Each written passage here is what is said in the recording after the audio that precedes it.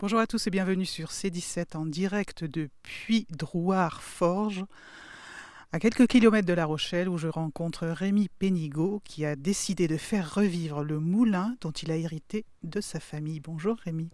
Bonjour, merci d'être venu. Oui, ce moulin, il date initialement de 1595. Un de mes ancêtres avait ce moulin, qui était initialement en bois. Et par la suite, un autre de mes ancêtres a décidé de monter cette tour de moulin, que vous voyez derrière moi, en moellon de pays, ainsi qu'une charpente en bois et bien sûr des ailes en bois. Avant la dernière guerre, mon grand-père a subi un incendie. Et donc la toiture, il l'a remplacée par une toiture en tige de botte locale.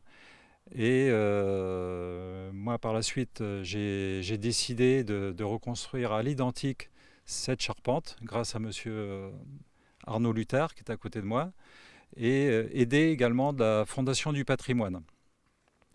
Voilà, donc on reconstruit vraiment avec des matériaux nobles comme à l'époque, hein, du chêne, des bardeaux de châtaignier pour la partie visible de la toiture. Hein. La particularité des bardeaux de châtaignier, c'est que l'appui glisse dessus, hein, il n'y a pas d'infiltration d'eau. Et les ailes, elles seront faites en iroko. Voilà, donc pour la petite histoire, ce moulin, il a tourné pendant la dernière guerre grâce à un moteur Poyot qu'avait monté mon grand-père. Un moteur Poyot à huile lourde, monocylindre, développant 15 chevaux et était capable de faire tourner donc les deux paires de meules qui sont à l'intérieur. Les deux paires de meules, il y en avait une qui pouvait moudre du blé et l'autre de l'orge pour les animaux. Et ensuite, le moteur a fonctionné, le moulin a fonctionné jusqu'en 1965, date donc de la fin de l'exploitation. Moi, j'ai eu la chance, c'est que cette toiture, la toiture en tige de botte était en bon état, donc ça a préservé tout ce qui est à l'intérieur, hein, l'outillage, les meules et ainsi de suite. Et maintenant, j'arrive à un âge où il fallait que je fasse revivre ce moulin. Voilà, merci de votre attention. Le Covid a été aussi un déclencheur pour vous.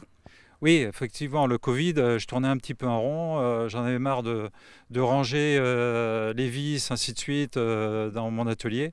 Donc j'ai pris la décision de refaire vivre mon moulin et puis aussi de faire vivre aussi des voitures anciennes que j'avais en fond de mon garage. Je vais donner la parole à Arnaud parce que c'est quand même le chef d'orchestre de cette reconstruction, si je puis dire. Bonjour Arnaud. Oui, bonjour. Donc je suis le charpentier de moulin, charpentier à moulangeur, on appelle ça. Donc c'est une spécialité de par mon métier, quoi. Voilà. Donc c'est pareil, je fais ça on fait ça depuis de père en fils. Et Rémi Pénigaud nous a appelés par le biais de la Dame 17, voilà, l'association des moulins, des amis des moulins, voilà, que je remercie de m'accompagner pour trouver des choses à faire. C'est un très beau projet pour vous aussi, hein. Oui. Merci Arnaud et merci à tous les deux. Et on vous retrouve pour la suite des événements, fin octobre ou même plus tard. Oui, normalement, on va poser la toiture fin octobre avec une grosse grue donc qui sera capable de monter jusqu'à 25 mètres, il me semble. La toiture par elle-même, elle fait d'environ 6 tonnes.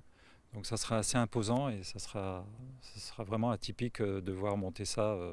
Le dernier moulin, je crois, c'était à Labré-les-Bains. Il y a eu une toiture qui a été remontée à Labré-les-Bains il y a déjà quelques mois.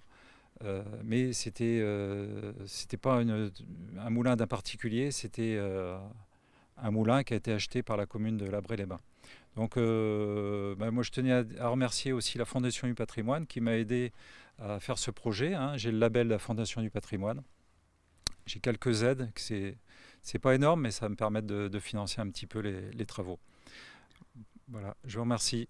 À bientôt. Merci Rémi et à bientôt pour la toiture et à bientôt sur C17 et toujours en direct.